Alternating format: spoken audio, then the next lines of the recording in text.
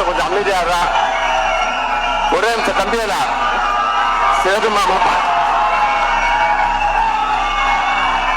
ஒரு நிமிஷம் கொஞ்சம் ஒரே நிமிஷம் என்ன சீரியஸாவே சொல்றது, அமைதியாடுடா.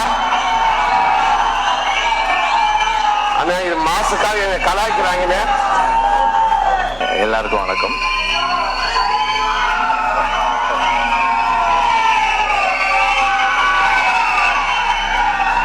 வருது வருது வருது.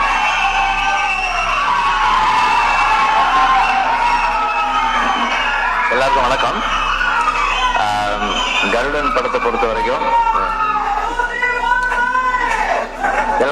எல்லாமே வருது, கொஞ்சம் கொஞ்சமா வரும், கொஞ்சம் கொஞ்சமா வரும். எல்லாருக்கும் வணக்கம். இந்த மதுரை மண்ணின் மைந்தனை வாழ்த்து வந்த உங்க அனைவரையும் வருக நான் வரவேற்கிறேன். நன்றிப்பா. எனக்கு என்ன இருப்பா, டைம் ஆச்சு, தியேட்டருக்கு படம் பார்க்க வந்துடுவாங்க, சீக்கிரம் பேசணும். ஒர்க் அவுட்லயே தான் இருப்பாரு.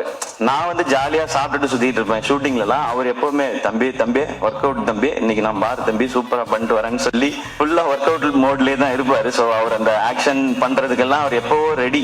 இப்போ வந்து ரொம்ப கிளியரா இருக்காரு. நான் வந்து இனிமே ஹீரோவா தான் பண்ணுவேன் அப்படின்றதுல ரொம்ப ரொம்ப கிளியரா இருக்காரு சூரியன். நிறைய டைம் இன்ஸ்டாகிராம்ல உட்காந்து ஹீரோயின்லாம் செலக்ட் பண்ணிட்டே இருக்காரு.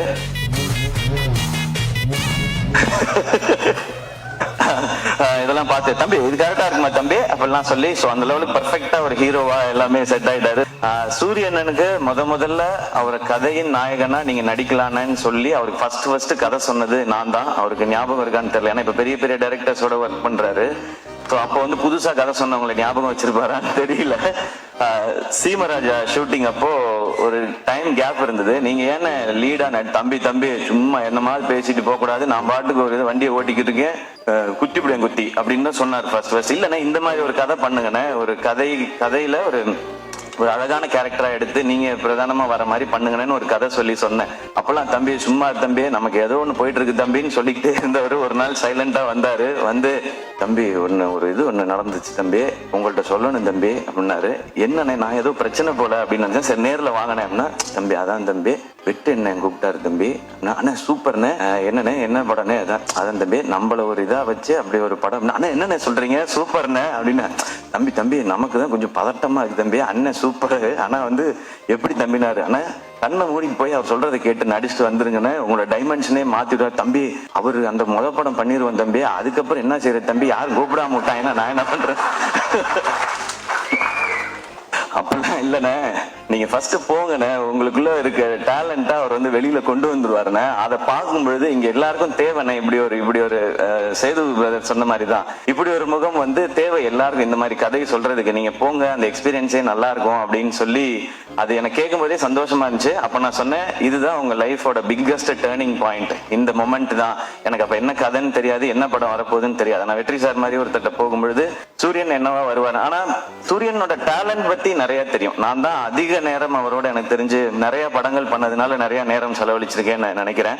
காமெடி பண்ற ஒருத்தர்னால எமோஷன்ஸையோ சீரியஸான விஷயத்தையோ நிச்சயமாக சாலிடா பண்ண முடியும். காமெடி பண்ற யாரையும் அண்டர் எஸ்டிமேட் பண்ணிடாதீங்க. அதுக்கு இன்னொரு எக்ஸாம்பிள் சூரியன். ரொம்ப சீரியஸா பெர்ஃபார்ம் பண்றவங்களால காமெடி பண்ண முடியாது, அது ரொம்ப கஷ்டம் அது. ஆனா காமெடி பண்றவங்களால சீரியஸான ரோல் எடுத்து பண்ண முடியும். இப்ப வெற்றி சார் மாதிரி ஒருத்தர் இருக்கும்போது அவருக்கு ஆக்சுவலா நம்ம ஐபிஎல்ல சொல்ற மாதிரி தான் ஃப்ரீ ஹிட் சூரியன். எனக்கு ஜாலியா கண்ண மூடிட்டு சுத்தலாம், 6 தான் அது எப்படி போய் விழுந்தாலும். அப்படி ஒரு பெர்ஃபார்மன்ஸ் அந்த படத்துல கொடுத்து தன்னை வந்து நிலைநிறுத்திக்கிட்டாரு.